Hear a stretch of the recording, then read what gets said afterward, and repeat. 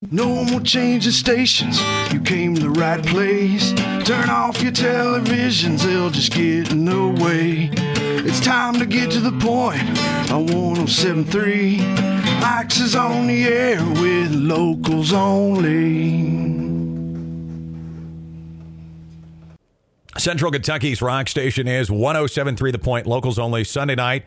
Jeni Carr in the studio. Hi, Jeni. How are you doing? Hi, I'm wonderful. Thank you so much for having me. Tell us a little bit about how you got started playing. I always say that I got started by having free therapy. Free therapy? Yeah, it was kind of my way. It was a release for me. I started writing and playing long before I started singing. I picked up the guitar, and again, I used it like therapy, and started to write some songs and started playing them for a few people, and they liked them, and a few more people, and they liked them, and all of a sudden, it's been 20 years. Yeah, so you just kind of picked up the guitar and just started picking at it one day, just for, I don't know, stress release for... Well, my dad had always played a little bit. Him and his buddies would sit around on the weekends, and, you know, they work hard all week. They'd sit on the weekends and just play a little music, and I think between all of them, they might have known 4 chords. So every song they ever played was all 3 chords, same chords. And I kind of got interested. I thought, how neat to just kind of sit around with your buddies and hang out and make a little bit of music. I thought it would be a neat thing to do. And so I had him teach me those 3 chords that he knew. And I kind of just went on with it and just kept playing and started into the jamboree circuit when I was about 18 or 19 years old, and just kind of built it from there. So how did you start? You know, obviously you probably started covering other people's songs. How did you decide that you're going to write songs yourself? For the longest time, I kept them to myself. I even long after I had gone to Nashville, I'd played my original songs for people down there. And but as far as coming back and performing things, I shied away from all of the music that I had written, and we stuck to doing mainly cover tunes. And we picked some album cuts every once in a while that people didn't really know and twist them around, and we called those our own songs. But I really tried to stay away from them, performing them live for a long time. And I started playing some solo gigs when my band broke up, and I started to do more and more originals. And finally, somebody said, "You have got to make a record." So we made a record. Tell us a little bit about that. You just kind of did it on your own? Pretty much. I did sign a distribution and production deal only. We flew out to Oklahoma City to make the record. I didn't want to be part of the pop sound that was coming out of Nashville. Again, I respect everything coming out of Nashville, but that pop sound is just not the way that I write. I write traditionally, and I wanted something to sound totally different, and I think we got that for it. I probably should have made this record 20 years ago. A lot of this music is literally 20 years old, but I think that's kind of the marketability for it now is it's written in that old-fashioned style and that old sound that was going on when Vince Gill was on the radio, and I think it's missing from radio today. Music is kind of on the radio, got pigeonholed into certain, even in the rock genre, there's certain music that people go, I can listen to songs and go, that's a great song. Yeah. I don't see it on the radio, and that's a lot of it. It's just, there's different trends the way the music does go on the radio. So yes. Famous by Now, tell me a little bit about this song. I always say this has an alternate title. I call it the plight of the local musician. I feel like it's anybody that's in the music industry, no matter what side of it you're on, you understand this song. And really it becomes relatable in any career that you're in, that you're really trying hard to get over this hump and be successful. But especially in the music industry, I think everybody understands this song. And I always say that it's kind of my intro song. This is, in 3 minutes, you can learn basically everything there is to know about me and my career. Okay, let's check it out. It's Famous by Now. It's Jeni Carr. You can check out jenicarr.com, yes. Correct? Let's check out this tune right now. It's locals only, 107.3 The Point.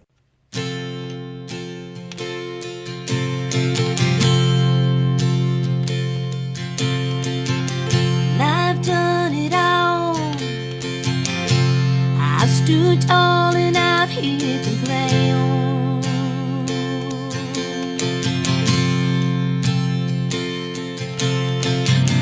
Another city, another club, another stage, yeah, I've been around.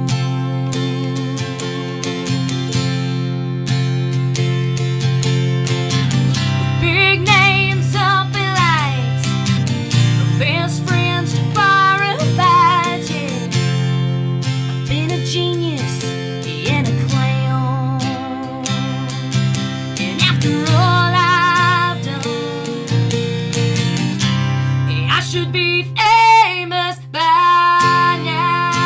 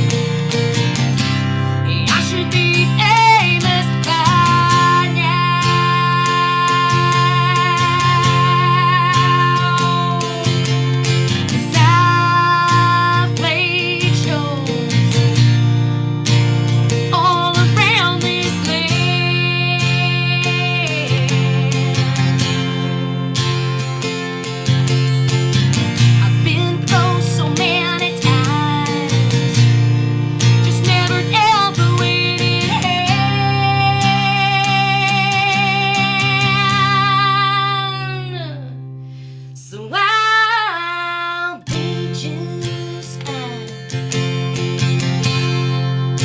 staying right here.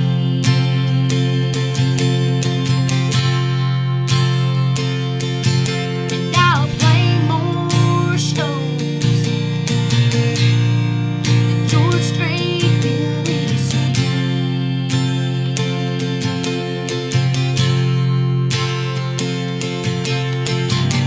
Sound check is adding up. I'm loading stuff in my old truck. There's no roadies to tear it down. And after all I've done, I should be famous by now. Yeah, after all I've done, I should be famous by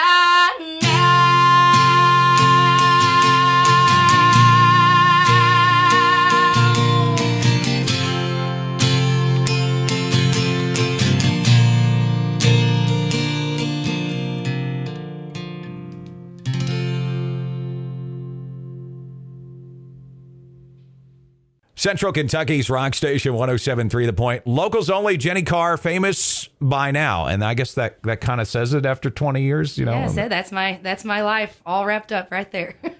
You know, it's great to play music and enjoy it. And I think there are different aspects to playing music. It's not all about, you know, being the big star. And a lot of those stars got a lot of problems with being the big star too. Absolutely. So what's most important to you about playing music? What do you like to see from your fans or just folks when you go out and play, you know, even small venues or whatever? You know, it's kind of cliche because I've heard all these big people say this for so long. I've heard people say that if I could just touch one person with my music, and I always thought, yeah, whatever. But you know what? When it comes down to it, that absolutely is what it is. And I'm a firm believer that I have my fan base one person at a time.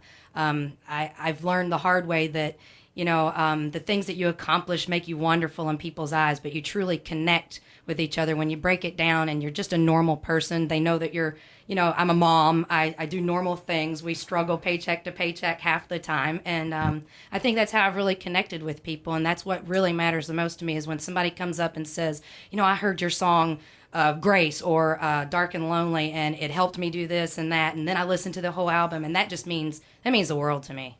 And a lot of these artists, you look at the artists, especially in country music, it seems like a lot of them don't write their own songs. A lot of them have songwriters that write these songs for them because maybe at some point they've lost touch with who they actually were writing those first albums and first songs they're putting together. That's what I love about doing my solo shows a lot is I can really break it down and I feel like I get back to the reason that I started playing in the first place. And I think that it's almost a lost craft anymore to find an artist that can actually sit and play and write and bring it to the end and sing it and deliver it to somebody. It literally is a lost craft these days.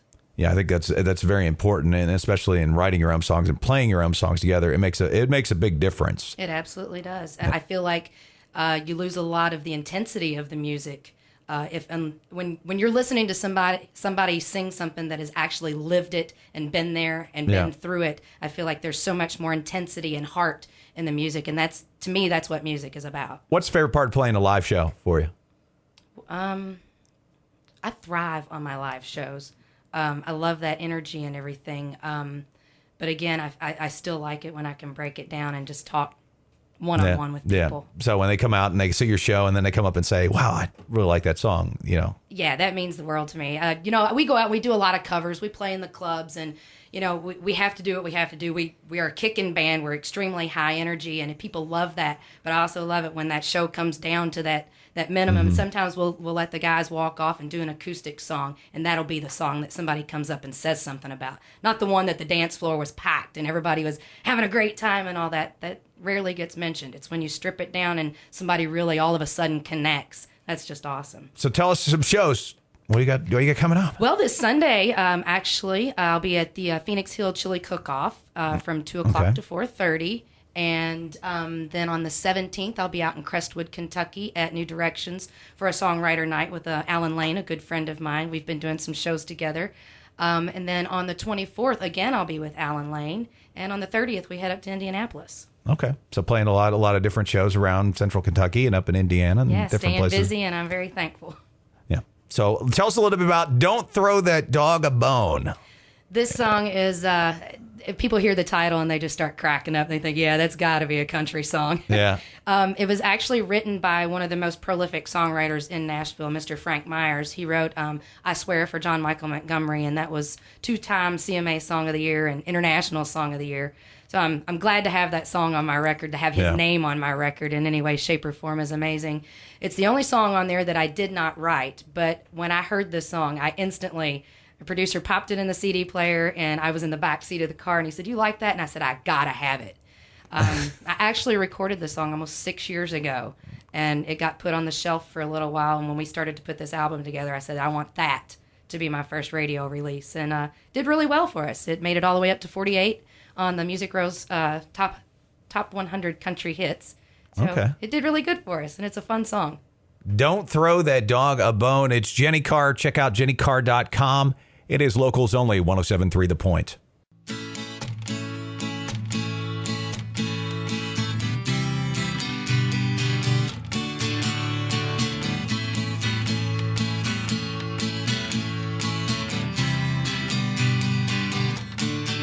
It ain't my place. I've tried to stay out of your face, but girl, I'm telling you, he's like a hound. He sniffs around until he's found something warm he can hold on to.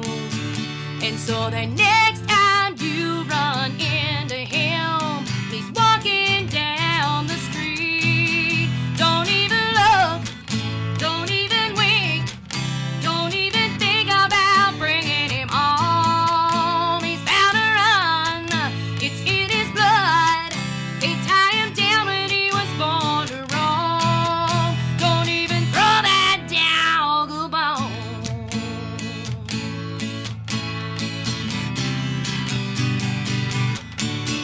You cried so hard, he left a scar around your heart, and now he's back again.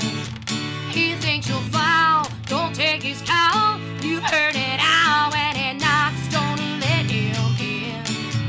And if you see him out on the town tonight, he's howling at the moon. Don't even look, don't even wink, don't even think about bringing him home. He's bound to run, it's in his blood. They tie him down when he was born to roam. Don't even throw that dog a bone.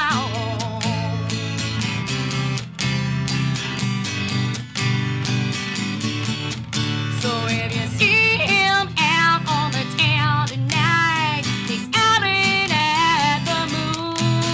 Don't even look, don't even wink, don't even think about bringing him home. He's bound to run, it's in his blood.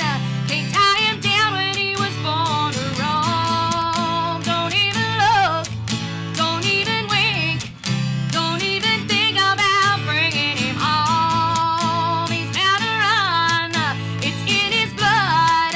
They tie him down when he was born to roam. Don't even throw that dog a bone.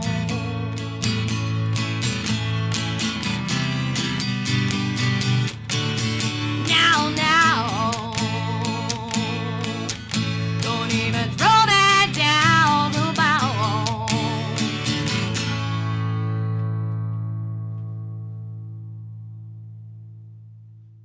107.3 The Point, Central Kentucky's rock station. Locals only. Don't Throw That Dog a Bone. Jeni Carr in the studio. And, of course, they can check out your website. If they like your music, go to the website, JeniCarr.com. Yes, absolutely. And it's JeniCarr. That seems to cause some problems sometimes. Yes, so you got the Facebook and all that. Absolutely. We're on Facebook, we're on Twitter and Reverb Nation and LinkedIn and all those things. I always say just Google it because there's all of them you can choose from. Do you like get into tweeting? Do you I do was that a lot? forced into tweeting. I am more of a Facebooker than I am a tweeter. Okay. Or Twitter or whatever yeah, it is. yes. I don't flit about like that too much, but I do have it linked to my Facebook. That way I don't actually have to tweet. So I go on Facebook. So how often do you do that? Because I don't do that at all. I'm just kind of. I used to do it quite a bit. Mm-hmm. Now I'm lucky to do it a couple times a week because I think people get tired of hearing from me. Yeah. A lot of people like to promote their stuff through Twitter. It's just. I've just accomplished the Facebook, I think, a little bit more at this point. I'm more there. I feel like the Facebook's a little more personal. I like to be kind of personal with people, and Twitter, I'm just kind of putting it out there. yeah. So there you go. You could check out JeniCarr.com and check out all that stuff there, and of course doing a couple shows coming up. They can check you out, and you've got all those listed up there too. Absolutely, we do our best to keep that updated on a regular basis. And matter of fact, on the front page, I always have the last updated date on there, so you can literally look on the front page and see if I've done anything within the past day or two. Now they can buy your CD. Can they buy your CD off the website too? Absolutely, and you can get it on Amazon and iTunes, iHeartRadio, all that sort of stuff. You can listen, and you can also buy it, have the full album, or just download the singles. Okay. And they can see you many places around the area. We hope to have you in E-Town here soon. Let's hope. You doing a show in E-Town anytime soon? I don't have anything booked at this point, but maybe you can call some of your people up, Okay. We'll see what we can do. Okay. All right. Tell us a little bit about Grace. This is a little slower song, and tell us how this one came together. Grace is a song that I always say I have no idea where it came from. It's not within my normal realms of writing. This was actually an attempt about 8 years ago. I had just finished watching the NBC special with Elvis. And Elvis does a lot of gospel tunes, and it was just after Christmas time, and everybody's kind of in that mode. And I thought, you know what? I might have to write a gospel tune of some sorts. And I had writer's block for a while, but this was originally an attempt to write a gospel song. I let it go for about a day or two, and I came back to it, and all of a sudden the name Grace had come to mind. I actually saw Tim McGraw on TV. He was talking about his daughter, and he said Grace, and I thought, well, there's a word I hadn't thought of. Yeah. And 15 minutes later, I had this song. Again, it's nothing like I normally would have written. I shied away from this song for a long time. Everybody else said, oh, that's such a pretty song, and I just couldn't grasp where it came from or anything. And it's done so well for us lately. I've been thrilled. We actually released it through HMG Nashville on the inspirational country side. Okay. And right now it's sitting at number 23. It debuted at number 98, and it's sitting at number 23 on the national inspirational charts. That's absolutely very cool. We just put a new video out for it, and it's actually started a whole new foundation called Project Grace. I learned the hard way that this song has absolutely nothing to do with the storyline that the song talks about. It's more of having grace through tough times and looking ahead and knowing that there's always a better day tomorrow, and just basically standing tall. So this song has helped out. Now it's helped out a charity, just out of a couple different charities, right. Actually. The Project Grace, we've partnered with Mom's Closet, Dress for Success, a couple of the domestic violence and anti-bullying organizations, right. To try to do some benefits and things. And so far, so good. Things are really working out for us. And they can check out the video on JeniCarr.com too? Absolutely. Okay, so they go to JeniCarr.com, check it out, and live in the studio. It's Grace from Jeni Carr. Thank you for coming in. Thank you so much for having me. I appreciate it. All right. Central Kentucky's rock station. It is locals only, 107.3 The Point. Mary was a little girl in the summer of 63. She had her whole life ahead of her, and she knew what she wanted to be. Everything happens for a reason, so they say.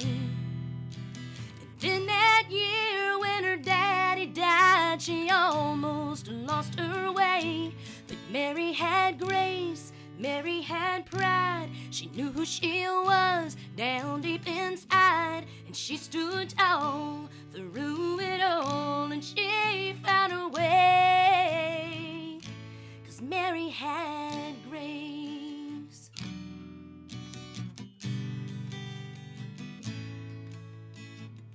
Many years down the road, she found the love of her life. A big wedding and a little girl named Grace. It seemed so right. But 4 years later, the walls, they started to fall apart. And Mary thought she was all alone to mend her broken heart. But Mary had grace, Mary had pride. She knew who she was down deep inside. And she stood tall through it all. And she found a way, 'cause Mary had grace.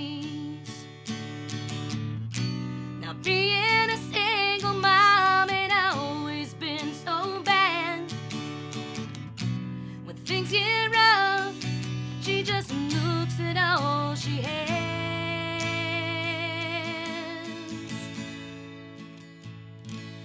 Mary has grace, Mary has pride. She knows who she is down deep inside. And she'll stand tall through it all. And she'll find a way. She'll find a way.